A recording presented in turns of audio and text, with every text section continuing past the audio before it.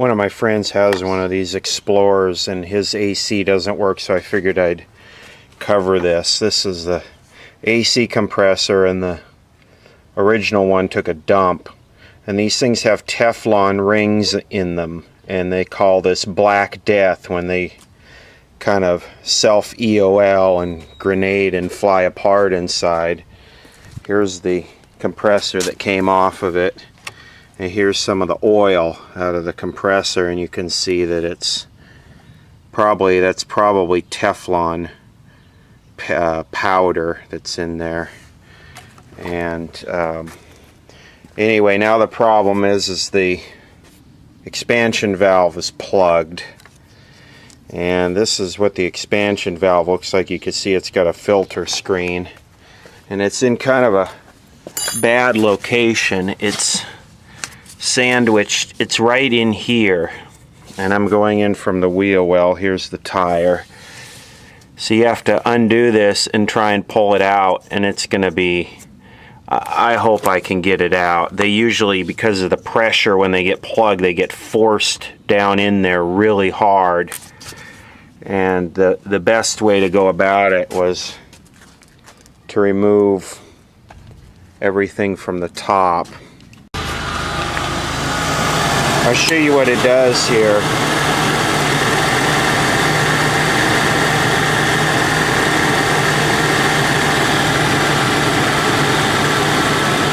It just goes right down into a vacuum because nothing's getting through.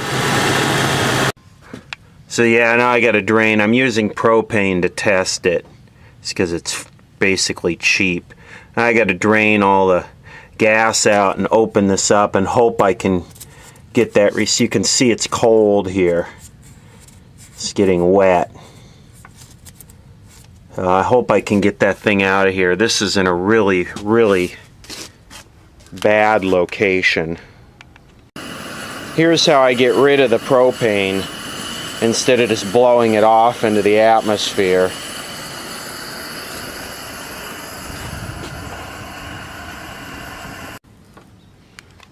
This is essentially how plugged up that thing is. I got 50 psi on this side, 0 on this side because I got it open to the stove. And you can, there's barely anything coming through it.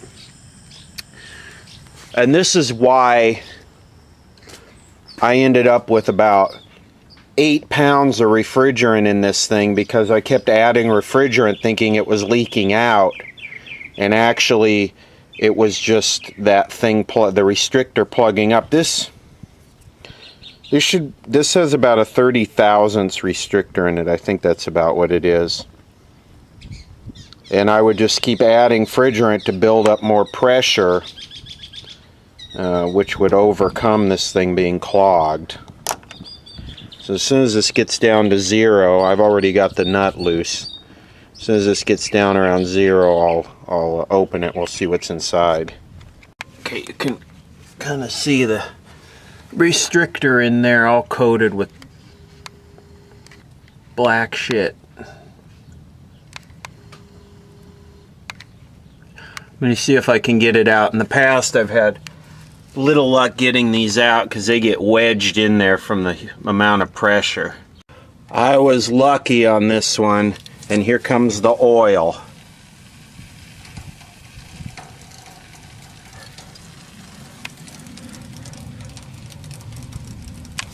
I don't want to lose all the oil. I guess I could kind of stick that back in there for now. Let some of the oil run back into the other tube.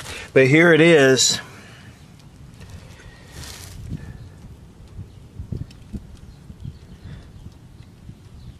Pretty pitiful. Let me get the other one. Here's what it's supposed to look like. And here's what it looks like.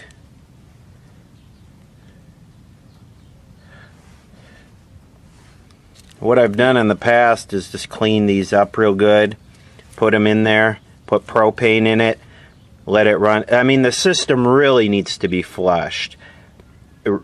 really needs to be flushed, but since it's my car and it's a junkyard, a $15 junkyard compressor, and I'm trying to get it going real quick, just clean it up and run it through a couple cycles and then open it and clean this thing again. Let me see how it cleans up. The more I look at this, I don't even know if it's salvageable.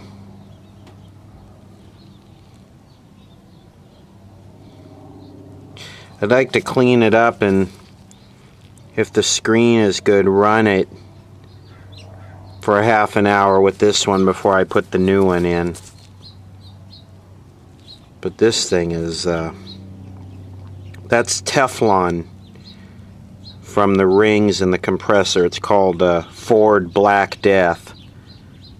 I don't know why they used Teflon. Probably because DuPont or whoever makes it told them it was great.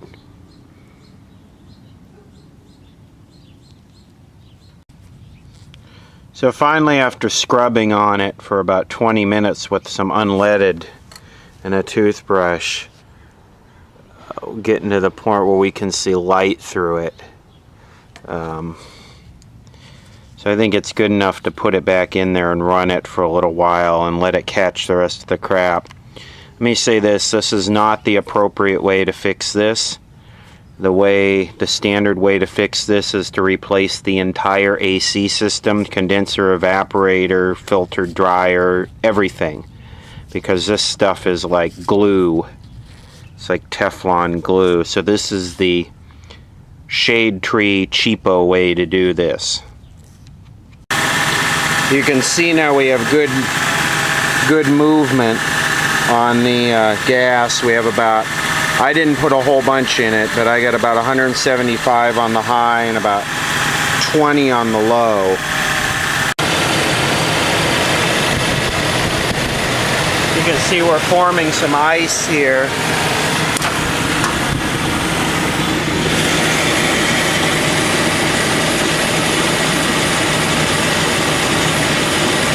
You hear the gas going through there. In fact, if I turn the car off, set this here.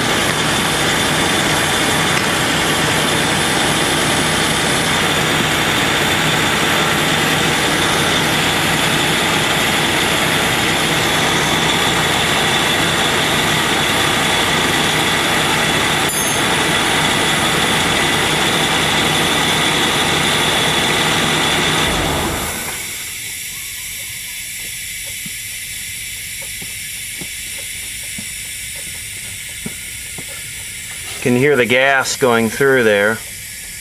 You'll see it start to melt as the pressure goes up.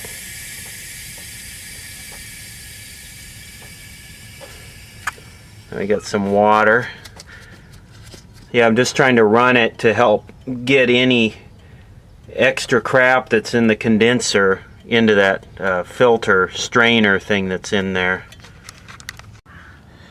Okay, this is a second go around here. You can see that we got another big clump of Teflon crap. In fact, it's covered almost, I don't know why this camera's not focusing like it used to.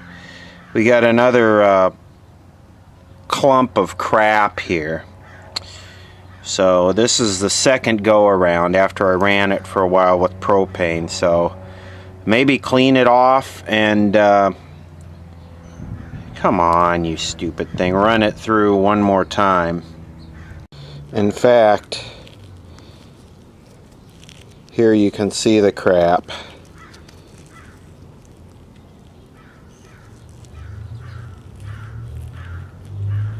The Teflon shreds from the old compressor.